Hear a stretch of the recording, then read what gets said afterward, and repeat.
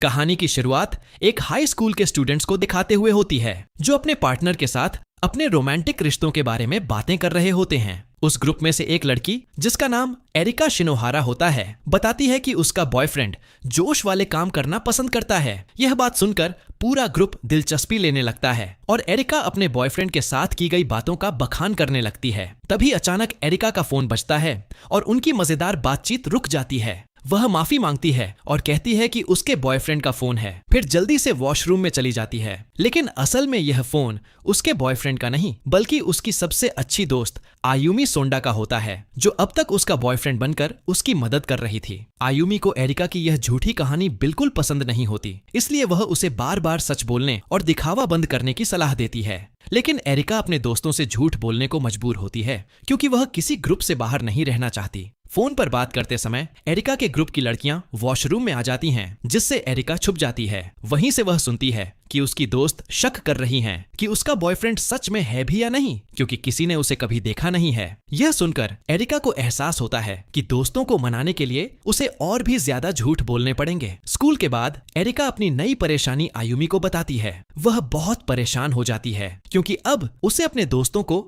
अपने बॉयफ्रेंड की फोटो भी दिखानी पड़ेगी। बात करते करते एरिका की नजर एक हैंडसम लड़के पर पड़ती है। इसके बाद दोनों सहेलियां उस लड़के का पीछा करती हैं और एरिका उसकी फोटो खींच लेती है और फिर भाग जाती है। अगले दिन एरिका गर्व से वह फोटो अपने दोस्तों को दिखाती है, लेकिन तभी एक और परेशानी आ जाती है क्योंकि उसकी एक क्लासमेट उस लड़के को पहचान लेती है और बताती है कि वह क्योया सारा है, जो स्कूल का एक मशहूर स्टूडेंट है। यह सुनते ही लड़कियां उत्साह में क्योया की क्लास में पहुंच जाती हैं और उससे सवाल करने लगती हैं। यह देखकर एरिका घबरा जाती है। जैसे ही वे क्योया के सामने पहुंचती हैं, क्योया तुरंत एरिका को पहचान लेता है कि वही लड़की है जिसने उसकी फोटो ली थी। लेकिन वह कुछ कह पाता उससे पहले ही एरिका उसे खींचकर वहां से ले जाती है। अकेले में एरिका क्योया को सच बता देती है कि उसने उसके बारे में झूठ बोला था और उसे अपना बॉयफ्रेंड बताया था ताकि उसका ग्रुप उसे बाहर न कर दे। फिर वह उससे गुजारिश करती है कि वह उसके बॉयफ्रेंड का नाटक कर ले। हैरानी की बात यह होती है कि क्योया मान जाता है, लेकिन एक शर्त पर कि एरिका उसकी पर्सनल पैट बनेगी और कुत्ते की तरह बर्ताव करेगी। मजबूरी में एरिका इस झूठ को निभाने के लिए राजी हो जाती है। ब्रेक टाइम में क्योया उसे मैसेज करता है और कैंटीन में मिलने और उसके लिए ड्रिंक्स लाने को कहता है। थोड़ी देर बाद एरिका की दोस्त भी वहां आ जाती हैं और क्योया से उसके निजी पसंद को लेकर सवाल करने लगती हैं। यह सवाल उसे बुरा लगता है और वह उन्हें चेतावनी देता है कि ऐसे सवाल दोबारा न पूछें। बाद में हमें एक शर्मीले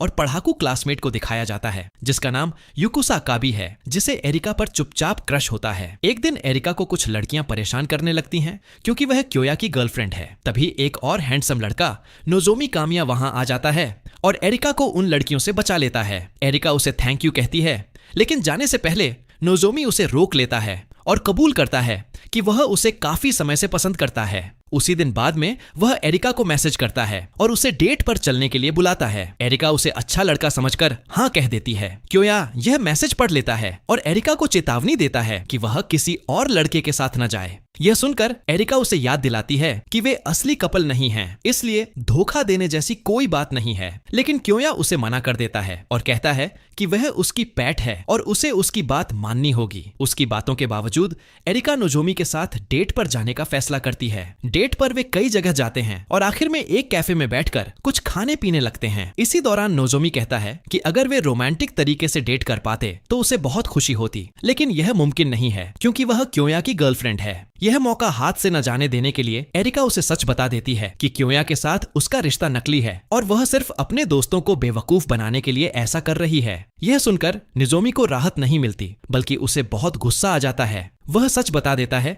कि उसे वह लड़की असल में पसंद नहीं है, वह सिर्फ क्योया से बदला लेना चाहता था, उसकी गर्लफ्रेंड छीनकर। वह यह भी कहता है कि एरिका के साथ उसकी डेट बस समय और पैसे की बर्बादी थी। यह सुनकर एरिका बहुत दुखी हो जाती है। तभी क्योया वहां आ जाता है और एरिका का इंसल्ट करने पर उसे जोर से मुक्का मारता है और उसे अपने साथ ले जाता है। अब सर्दियों की छुट्टियां शुरू हो जाती हैं। एरिका घर पर आयुमी के साथ रहती है और अपने दोस्तों से जलन महसूस करती है जो छुट्टियां अपने चाहने वालों के साथ बिता रहे होते हैं। एरिका का मूड खराब देखकर आयुमी पूछती है कि क्या वह क्योया को पसंद करने लगी है, लेकिन एरिका गुस्से में इसे साफ मना कर देती है। कुछ समय बाद उसे अपने दोस्तों का मैसेज आता है जिसमें वे उसकी छुट्टियों के बारे में पूछते हैं और यह भी कि क्या उसने क्योया के साथ समय बिताया। एरिका जानती है कि दोस्त फोटो जरूर मांगेंगे, इसलिए वह हिम्मत करके क्योया को डेट पर चलने के लिए पूछती है। हैरानी की बात यह होती है कि क्योया उसकी बात मान लेता है। फिर दोनों एक असली कपल की तरह दिन बिताते हैं। वे डॉल्फिन शो देखते हैं, सुंदर नजारे देखते हैं और बहुत सारी तस्वीरें खींचते हैं। क्योया उसे एक पीले रंग का कछुए वाला स्ट्रैप भी खरीद कर देता है। साथ में खाना खाते समय एरिका नोटिस करती है कि क्योया थोड़ा बीमार सा लग रहा है, लेकिन वह इसे नकार देता है। छुट्टियां खत्म हो जाती हैं और स्कूल के पहले दिन एरिका को पता चलता है कि क्योया बुखार की वजह से स्कूल नहीं आया है। यह जानकर उसे बहुत बुरा लगता है कि उसने उसे डेट पर बुलाया था, इसलिए वह उसके अपार्टमेंट जाने का फैसला करती है। वहां पहुंचकर वह उसे बहुत कमजोर हालत में पाती है और अस्पताल चलने को कहती है, लेकिन क्योया मना कर देता है। तब एरिका खुद उसकी देखभाल करने लगती है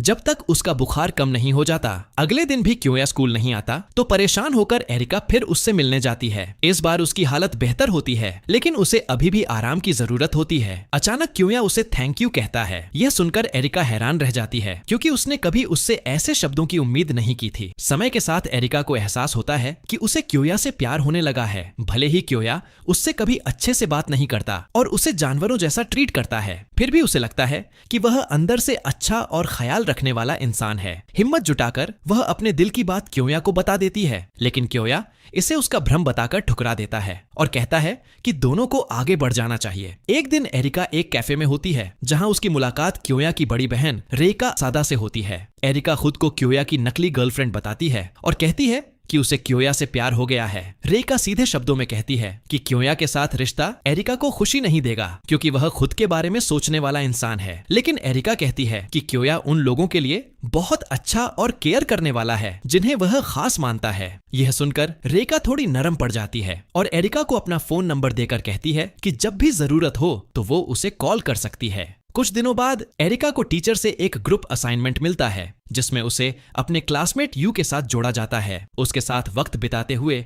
एरिका को एहसास होता है कि उसके चश्मे के पीछे वह काफी हैंडसम है। वह उसे खुद पर भरोसा रखने की सलाह देती है। बातों बातों में यू एक जगह का जिक्र करता है जिसे लव पैडलॉक मॉन्यूमेंट कहते हैं, जहां कपल्स ताले लगाकर अपने रिश्ते को हमेशा के लिए यादगार बना देते हैं। वह सुझाव देता है कि एरिका को क्योया को वहां ले जाना चाहिए। एरिका को यह आइडिया पसंद आ जाता है। वह एक ताला खरीदती है, उसे सजाती है और तय करती है कि वह क्योया को बताएगी कि उसे उससे सच्चा प्यार हो गया है। बाद में दोनों एक कैफे में मिलते हैं जहां एरिका फिर से गंभीर होकर अपने प्यार का इजहार करती है। इस बार क्योया भी कहता है कि उसे भी वही एहसास है। यह सुनकर एरिका बहुत खुश हो जाती है और लव पैडलॉक मॉन्यूमेंट जाने की अपनी पूरी योजना बताती है। लेकिन उसकी खुशी ज्यादा देर नहीं टिकती क्योंकि क्योया हंसने लगता है और कहता है कि वह सब मजाक था। वह एरिका का मजाक उड़ाता है कि वह कितनी आसानी से धोखा खा गई। यह सुनकर एरिका टूट जाती है। एक दिन स्कूल के बच्चे फील्ड ट्रिप पर जाते हैं। बस से उतरने से ठीक पहले एरिका अपने दोस्तों के सामने अपने सारे झूठ कबूल कर लेती है, जिसमें क्योया के साथ डेट करने की बात भी शामिल होती है। यह सुनकर उसके दोस्त बहुत नाराज और निराश हो जाते हैं। उसी समय यू यह सब सुन लेता है। वह क्योया से जाकर पूछता है कि क्या यह सच है। क्योया कोई जवाब नहीं देता और कहता है कि उसकी निजी बातें किसी से जुड़ी नहीं हैं। एरिका की सच्चाई पूरे स्कूल में फैल जाती है। वह गॉसिप और बुली का शिकार बन जाती है। उसे दोस्तों से नफरत भरे मैसेज आने लगते हैं। आखिर में फोन बंद करने से पहले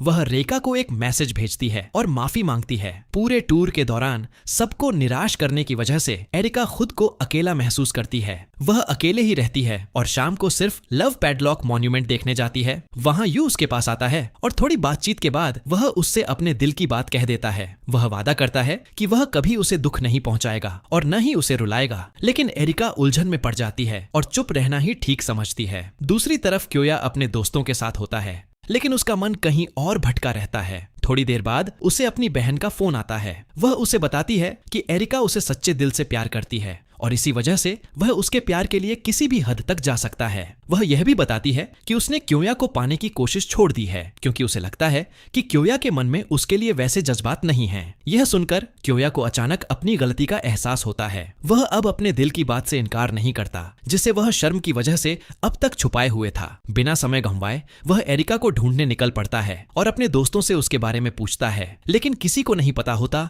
कि वह कहाँ है। इसी दौरान उसकी टक्कर नोजोमी से हो जाती है। है। नोजोमी गुस्से में होता है कि क्योया सिर्फ एक ही लड़की के पीछे क्यों भाग रहा है। अपनी बात साबित करने के लिए नोजोमी उसे अपने फोन में मौजूद 300 लड़कियों के कॉन्टैक्ट दिखाता है और घमंड से कहता है कि वे सब बस एक कॉल की दूरी पर हैं। क्योया को उसकी खुशी को समझने का तरीका बहुत बेकार लगता है। वह उससे पूछता है कि क्या उन लड़कियों में से किसी के लिए वह सच में फिक्र महसूस करता है। क्योया कहता है कि नोजोमी तब तक यह बात नहीं समझ पाएगा जब तक उसकी जिंदगी में कोई ऐसी लड़की नहीं आती जो उसके लिए सच में मायने रखती हो। इसके बाद क्योया गलियों में दौड़ता हुआ एरिका को ढूंढता है और लव पैडलॉक मॉन्यूमेंट भी जाता है, जहां एरिका उसके साथ जाने की योजना बना रही थी, लेकिन उसे वहां भी एरिका नहीं मिलती। उधर एरिका एक छोटी सी गली में चल रही होती है और वह पीले रंग का कछुए वाला स्ट्रैप ढूंढ रही होती है जो क्योया ने उसे दिया था, जो वहीं कहीं गिर गया था। वह कचरे में भी हाथ डालकर उसे ढूंढती है क्योंकि वह स्ट्रैप क्योया की उसकी जिंदगी की एकमात्र अच्छी याद होती है। काफी ढूंढने के बाद उसे वह स्ट्रैप कचरे के डिब्बे में मिल ही जाता है। थोड़ी देर बाद क्योया वहां पहुंच जाता है और बिना बताए गायब हो जाने के लिए उसे डांटता है। एरिका कहती है